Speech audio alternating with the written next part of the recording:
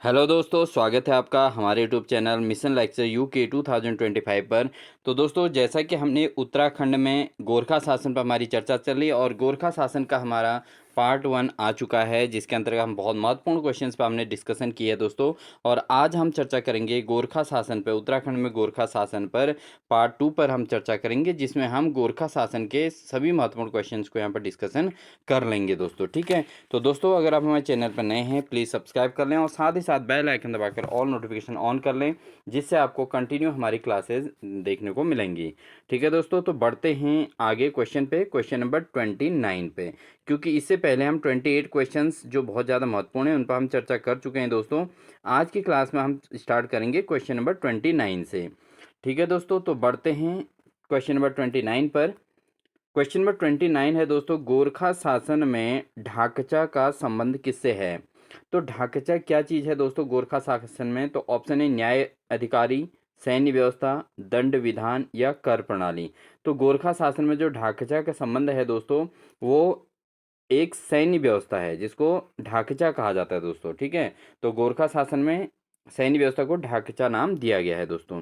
ठीक है, बढ़ते हैं क्वेश्चन नंबर 30 पर। क्वेश्चन नंबर 30 है दोस्तों, गोरखा शासन में राज्य कर्मचारियों से लगान के बारे में पूछने पर लिया जाने वाला कर। तो जो राज्य कर्मचारी थे उनसे लगान के बारे में जब पूछा जाता था, उस समय जो कर लगाया जाता था दोस्तों, वो कर को क्या कहते थे? अधनी दफ्तरी कर, सलामी कर, जान्या शून्य कर या स्वंगी कर। तो इस प्रकार के कर को कहा जाता है दोस्तों जान्या शून्य कर। ठीक है, तो जान्या शून्य कर इस कर को कहा जाता था गोरखा शासन में। ठीक है दोस्तों, बढ़ते हैं अगले प्रश्न में। क्वेश्चन नंबर 31 कहता है, क्वेश्चन नंबर 31 है दोस्तों, गोरखा शासन में पगड़ी कर संबंधित था। तो उस समय जो पगड़ी कर था वो किससे संबंधित था दोस्तों? जमीन जायदाद से, या शादी समारोह से, या नजराना कर, या कपड़ों पर लगने वाला कर। तो जो पगड़ी कर था दोस्तों, वो किस प्रकार का कर था? वो जो है जमीन जायदाद पर लिया जाने वाला कर पगड़ी कर कहलाता था। ठीक है, गोरखा शासन में। तो बढ़ते हैं दोस्तों क्वेश्चन नंबर 32 में। क्वेश्चन नंबर 32 है दोस्तों, गोरखा शासन में पहाड़ी पशुचारकों से लिया जाने वाला कर था। तो जो पहाड़ी पशुचारक होते थे दोस्तों, उनसे जो कर लिया जाता था गोरखा शासन में, उस कर को क्या कहते थे? ऑप्शन है तिमारी कर, दोनिया कर, कुसही कर या पुंगड़ी कर। तो इस प्रकार के जो उस समय पशुचारकों से, पहाड़ी पशुचारकों से जो कर लिया जाता था दोस्तों, उस कर को कहते थे दोनिया कर। क्या कहा जाता था दोस्तों? उसको कहा जाता था दोनिया कर। ठीक है दोस्तों, तो ऑप्शन नंबर बी इसका सही है। बढ़ते हैं क्वेश्चन नंबर 33 पर। क्वेश्चन नंबर 33 है दोस्तों, किस गोरखा सूबेदार ने किसानों को तकाबी ऋण दिया था? तो किसानों को दिया जो ऋण दिया था, उस ऋण को तकाबी ऋण कहा जाता था दोस्तों। और ये किस सूबेदार ने, गोरखा सूबेदार ने प्रारंभ किया था? तो इसका ऑप्शन है अमर सिंह थापा, रणजोर थापा या हस्तीदल चौतरिया या भैरव थापा। तो ये जो कर दिया तकाबी कर ऋण के रूप में किसानों को जो दिया था दोस्तों, वो दिया था हस्तीदल चौतरिया ने। ठीक है दोस्तों, बढ़ते हैं नेक्स्ट क्वेश्चन में। नेक्स्ट क्वेश्चन है हमारा, कवि मौलाराम ने किस गोरखा सूबेदार को दानवीर कर्ण की उपाधि दी थी? तो कौन से गोरखा सूबेदार को दानवीर कर्ण की उपाधि दी गई थी मौलाराम के द्वारा? तो ऑप्शन है अमर सिंह थापा, रणजोड़ थापा, हस्तीदल चौतरिया या भैरव थापा। तो इसका जो सही आंसर है दोस्तों वह है रणजोड़ थापा। तो रणजोड़ थापा को जो है सूबेदार, गोरखा सूबेदार जो रणजोड़ थापा थे, उनको दानवीर कर्ण की उपाधि दी गई थी, दानवीर कर्ण की उपाधि। और ये किसने दी थी दोस्तों? ये दी थी उस समय के जो प्रसिद्ध कवि थे मौलाराम। तो उन्होंने जो है इन्हें दानवीर कर्ण कहा था, रणजोड़ थापा को। ठीक है दोस्तों, बढ़ते हैं क्वेश्चन नंबर 35 की ओर। क्वेश्चन नंबर 35 है दोस्तों, बहुत इंपॉर्टेंट क्वेश्चन है। मंगल की रात घटनाक्रम का संबंध किस गोरखा सूबेदार से है? तो मंगल की रात नामक जो घटनाक्रम है, इसका संबंध किस गोरखा सूबेदार से है? तो दोस्तों इसके ऑप्शन है जोगामल शाह या काजी बम शाह या अजब सिंह थापा या काजी नरसाही। तो इसका जो सही आंसर है दोस्तों वो है काजी नरसाही। तो काजी नरसाही के साथ जो घटना हुई थी वो हुई थी मंगल की रात। जो घटनाक्रम संबंधित है वह है काजी नरसाही से। ठीक है दोस्तों, बढ़ते हैं अगले प्रश्न में। अगला प्रश्न हमारा है क्वेश्चन नंबर 36।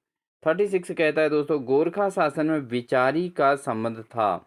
तो गोरखा शासन में विचारी का संबंध किससे था दोस्तों? तो गोरखा शासन में विचारी जो कहा जाता था, ऑप्शन है सैन्य अधिकारी, न्यायाधीश, सूबेदार या गवाह।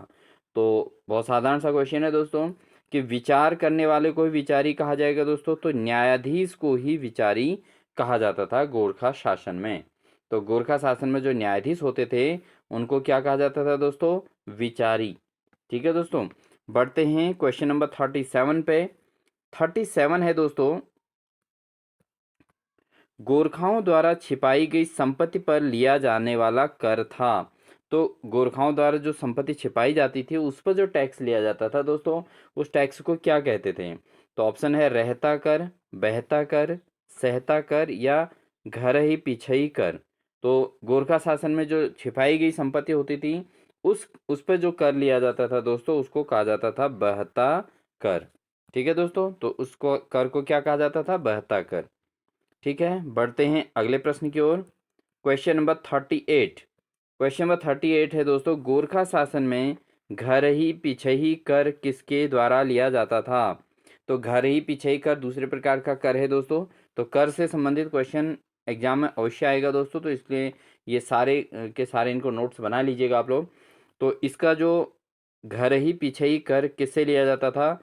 खस जमींदारों द्वारा या प्रति परिवार द्वारा या जगरियों या ब्राह्मणों द्वारा या पशुचारकों द्वारा। तो घर ही पीछे ही जो कर दिया जाता था दोस्तों उस समय, वो प्रत्येक परिवार से लिया जाता था गोरखा शासन में, जिसको घर ही पीछे ही कर कहा जाता था और ये प्रत्येक परिवार द्वारा दिया जाता था। बढ़ते हैं दोस्तों अगले प्रश्न की ओर। अगला प्रश्न है 39। क्वेश्चन नंबर 39 है दोस्तों, कुमाऊं में गोरखाकालीन प्रथम भू बंदोबस्त मालगुजारी बाबत किसके शासन काल में किया गया? तो जो मालगुजारी बाबत जो गोरखाकालीन प्रथम भू बंदोबस्त था वो किसके शासन काल में किया गया था दोस्तों? ऑप्शन है काजी नरसाही, जोगामाल शाह, अजब थापा या बमशाह चौतरिया। तो इसका जो सही आंसर है दोस्तों वह है जोगामाल शाही। तो कुमाऊं में गोरखाकालीन जो प्रथम भू बंदोबस्त यानी मालगुजारी बाबत जो था वो जोगामाल शाह के द्वारा या अपने शासनकाल में प्रारंभ किया गया था दोस्तों।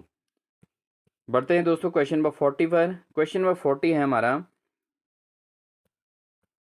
किस गोरखा सूबेदार द्वारा उर्वरता के आधार पर भूमि को बांटा गया?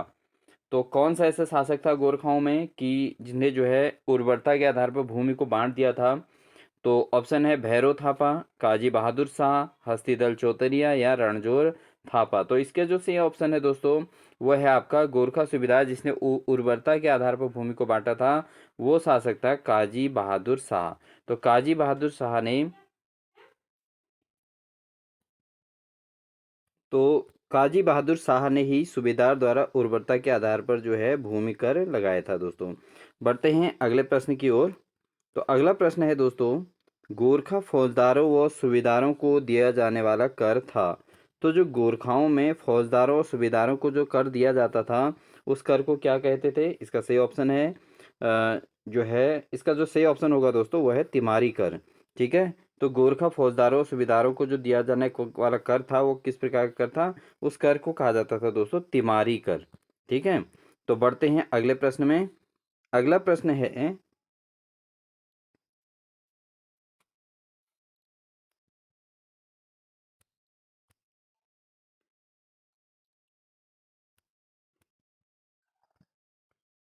गोरखा काल में खस जमींदारों से लिया जाने वाला कर था। तो खस जमींदारों से जो लिया जाने वाला कर था दोस्तों, ऑप्शन है मागा कर, अधनी दप्ती कर, मिझारी कर या कुसही कर। तो इसका जो सही आंसर है दोस्तों, खस जमींदारों से जो लिया जाने वाला कर था उस कर को क्या कहा जाता था? उस कर को कहा जाता था दोस्तों अधनी दप्ती कर। ठीक है, अधनी दप्ती कर इसको कहा जाता था दोस्तों। बढ़ते हैं अगले क्वेश्चन में। Question number 43। क्वेश्चन नंबर 43 कहता है दोस्तों, पुंगड़ी कर था एक प्रकार का। तो पुंगड़ी कर एक प्रकार का क्या था? ऑप्शन है विवाह के अवसर पर लिया जाने वाला कर, युद्ध कर या भूमि कर या आवास कर। तो पुंगड़ी कर कौन से वाले कर को कहा जाता था दोस्तों? इसको कहा जाता है भूमि, जो भूमि पर लिया जाता कर था उसको कहा जाता था पुंगड़ी कर। ठीक है दोस्तों, बढ़ते हैं अगले प्रश्न में। अगला प्रश्न है, आंग्ल नेपाल युद्ध यानी कि अंग्रेजों और नेपालियों के बीच जो युद्ध हुआ था वो उसमें 1814 से 16 के समय गवर्नर जनरल कौन था? तो भाई इसका जो ऑप्शन है, Lord Minto, Lord Hastings, Lord William Bentinck या लॉर्ड वेलेजली। तो इसका जो सही आंसर है दोस्तों वह है लॉर्ड हेस्टिंग्स। ठीक है, तो लॉर्ड हेस्टिंग्स जो है आंग्ल नेपाल युद्ध के समय वहाँ का गवर्नर जनरल थे दोस्तों। ठीक है, और ये कब हुआ था? 1814 से 1816 के बीच।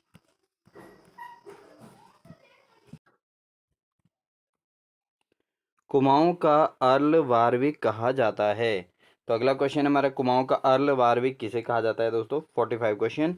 ऑप्शन है हेनरी रैमजे, हर्षदेव जोशी, दीपचंद या ई गार्डनर। तो अर्ल वारविक किसको कहा जाता है दोस्तों? इसका ऑप्शन है हर्षदेव जोशी। तो हर्षदेव जोशी को अर्ल वारविक की उपाधि दी गई है दोस्तों। ठीक है, अगला प्रश्न है दोस्तों, क्वेश्चन नंबर 46। क्वेश्चन नंबर 46 कहता है, नेपाल सरकार ने संगोली यानी कि सुगोली की संधि की पुष्टि कब की? तो नेपाल सरकार ने संगोली यानी कि सुगोली की संधि की पुष्टि कब की थी दोस्तों? इसका हम सही आंसर पे सीधे चर्चा करते हैं। 31 मार्च 1816 को। कब की थी दोस्तों? 31 मार्च 1816 को। ठीक है, संगोली की संधि की जो है यहाँ पर घोषणा की थी। ठीक है दोस्तों, बढ़ते हैं अगले प्रश्न में। क्वेश्चन नंबर 47 है, नाला पानी युद्ध में किस ब्रिटिश जनरल की मृत्यु हुई थी? तो नाला पानी युद्ध जो हुआ था उसमें किस ब्रिटिश जनरल की जो है मृत्यु हुई थी दोस्तों? तो ऑप्शन है आपके Major General Marley, Major General J S Wood and Major General Gillespie या मेजर जनरल ऑक्टर लोनी। तो इसका जो सही आंसर है दोस्तों है मेजर जनरल जिलेस्पी। ये नाला पानी के युद्ध में इस ब्रिटिश जनरल की मृत्यु हो गई थी दोस्तों। ठीक है, मेजर जनरल जिलेस्पी। ठीक है दोस्तों, बढ़ते हैं क्वेश्चन नंबर 48 की ओर। क्वेश्चन नंबर 48 है दोस्तों, विचारी और अविचारी पदों का सृजन किस गोरखा सूबेदार ने किया था?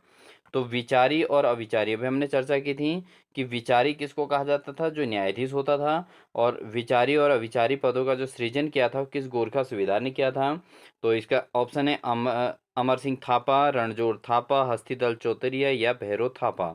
तो इसका जो सही आंसर है दोस्तों वह है ऑप्शन नंबर बी, रणजोर थापा ने जो है विचारी और अविचारी पदों का सृजन किया था। ठीक है, न्यायाधीश वाले पदों का सृजन इन्होंने किया था। बढ़ते हैं क्वेश्चन नंबर 49 की ओर, और ये आज की क्लास का अंतिम क्वेश्चन होगा दोस्तों। किसानों पर तकावी ऋण लगाने वाला गोरखा सूबेदार कौन था? तो जो किसानों पर तकावी ऋण लगाया जाता था वो लगाने वाला कौन गोरखा सूबेदार था दोस्तों? तो इसके ऑप्शन है अमर सिंह थापा, रणजोर थापा, हस्तीदल चौतरिया या भैरव थापा। तो किसानों पर तकावी ऋण लगाने वाला गोरखा सूबेदार कौन था दोस्तों? इसका ऑप्शन है सही हस्तीदल चौतरिया ने। तो हस्तीदल चौतरिया जो है किसानों पर तकावी ऋण लगाने वाला गोरखा सूबेदार था। ठीक है दोस्तों, तो ये तो हमारे क्वेश्चन हो गए दोस्तों, मोस्ट इम्पॉर्टेंट क्वेश्चन जिनको आप ज़रूर अपने नोटबुक में नोट करके नोट्स बना लेंगे। और साथ ही साथ हम इसमें हम थोड़ा चर्चा करेंगे दोस्तों गोरखा शासन के अन्य कुछ बिंदुओं पर जिनको आप आसानी से सुनिए और अपना माइंड में मनन कीजिए। तो दोस्तों इसमें अभी हमने चर्चा की थी कि एक संगोली की संधि की हमने बात की थी, और उस सुगोली की संधि, जिसको संगोली की संधि भी कहा जाता है। तो इस संधि की हम बात करें तो इसमें क्या हुआ था कि अमर सिंह थापा की जब हार हुई थी गोरखाओं और अंग्रेजों के मध्य 28 नवंबर 1815 को संगोली में एक संधि हुई थी। ठीक है, और लेकिन इस संगोली की संधि को जो है पहले ये 28 नवंबर को हुई थी, 28 नवंबर 1815 को। ठीक है, संगोली कहाँ? चंपारण जिला बिहार में। ठीक है, तो यहाँ पर जो है ये संधि हुई थी। उसके बाद फिर क्या हुआ था, संगोली संधि को नेपाल की सरकार उस समय नहीं मान रही थी कि भाई ये संधि मान्य नहीं है। तो अंग्रेजों ने क्या किया, फरवरी 1816 में, फिर क्या किया, फरवरी 1816 में जो है नेपाल पर चढ़ाई करके काठमांडू के पास गोरखाओं को पराजित कर दिया। ठीक है, तो फिर इन्होंने जो है नेपाल में ही जो है चढ़ाई कर दी अंग्रेजों ने, और उसके बाद 1816 में क्या कर दिया, गोरखाओं को इन्होंने पराजित कर दिया और अंततः 31 मार्च 1816, ठीक है दोस्तों, ये है आपका 31 मार्च 1816 में नेपाल सरकार ने संगोली संधि को स्वीकार कर लिया। ठीक है, तो नेपाल सरकार जो है नेपाल गोरखा शासक इसमें हार गए और उसके बाद उन्होंने इस संगोली की संधि को स्वीकार कर लिया। अब इस संगोली की जो संधि हुई थी इसमें क्या क्या मुख्य बातें थी इसको समझना जरूरी है। पहली बात इसमें क्या था कि गोरखाओं ने अपने दक्षिणी सीमा के किनारे की जो निचली भूमि थी उससे अपना दावा छोड़ना स्वीकार किया। ठीक है, तो अंग्रेजों के साथ जब इनकी संधि हुई तो इन्होंने पहली बात तो अपनी जो रेंज है दक्षिणी सीमा के किनारे की जो निचली भूमि थी उसको छोड़ने की इन्होंने बात कर दी गोरखाओं ने। और उसके अलावा गढ़वाल और कुमाऊं के जिले अंग्रेजों को सौंप दिए। ठीक है, इस संगोली की संधि में इन्होंने क्या किया, गढ़वाल और कुमाऊं का जो क्षेत्र है, ठीक है, उसको जो है इन्होंने क्या कर दिया, इन्होंने अंग्रेजों को सौंप दिया। ठीक है, और उसके बाद तीसरा क्या हुआ, जो गोरखे थे, ठीक है, गोरखे कहाँ से हट गए, इसमें सिक्किम से हट गए दोस्तों। ठीक है, सिक्किम वाला क्षेत्र गोरखों ने छोड़ दिया और काठमांडू में एक ब्रिटिश रेजिमेंट जो है इन्होंने रखना स्वीकार कर लिया और इन्होंने जो है काठमांडू में भी एक ब्रिटिश रेजिमेंट खोलने की बात कर दी। ठीक है, तो कहीं ना कहीं अंग्रेजों ने इनके ऊपर इतना दबाव बना दिया था कि ये अंग्रेजों के हर बात को मानने को तैयार हो गए थे। ठीक है, इसके अलावा गोरखाओं को ब्रिटिश सेना में भर्ती करने पर सहमति हुई थी। साथ ही साथ ब्रिटिश सेना में जो है गोरखाओं को अंग्रेजों ने अपनी सेना में भर्ती करने के लिए इनसे सहमति बना ली थी। तो ये संगोली की संधि में चार बातें हुई थी मुख्यतः। उसके बाद कुमाऊं और गढ़वाल पर गोरखाओं का शासनकाल इस तरीके से क्रमशः कुमाऊं में तो 25 साल रहा और गढ़वाल में 10.5 वर्ष यानी कि 10.5 साल तक रहा। और ये बहुत ही अन्याय और अत्याचारपूर्ण था ये समय। और इस अत्याचारी शासक को यहाँ की लोक भाषा में गोरख्याली कहा जाता है। ठीक है दोस्तों, तो ये रहा था जो है गढ़वाल और कुमाऊं में गोरखाओं का शासन। और इस शासन के दौरान जो है ये अन्याय और अत्याचारपूर्ण जो है शासन था, तो इससे काफ़ी दुष्प्रभाव पड़े थे। और उसके बाद फिर अंग्रेज़ों ने जब इन पर जो है अपना जो है आधिपत्य जमाया गोरखाओं को हराकर, तो उसके बाद फिर अंग्रेजी शासन की शुरुआत हुई थी। तो दोस्तों अब हम अगली क्लास में जो स्टडी करेंगे वो करेंगे अंग्रेजी शासन पर, तो अंग्रेजी शासन की बात करेंगे। तो ये थी दोस्तों हमारी आज की क्लास, कैसी लगी ज़रूर बताइएगा। और अगर चैनल पर नए हैं तो सब्सक्राइब कर लीजिएगा, बेल आइकन दबा कर और नोटिफिकेशन ऑन कर लीजिएगा, जिससे आपको कंटिन्यू इसी प्रकार की क्लास और मिलती रहेंगी। तो इन्हीं सभी बातों के साथ दोस्तों wish you all the best.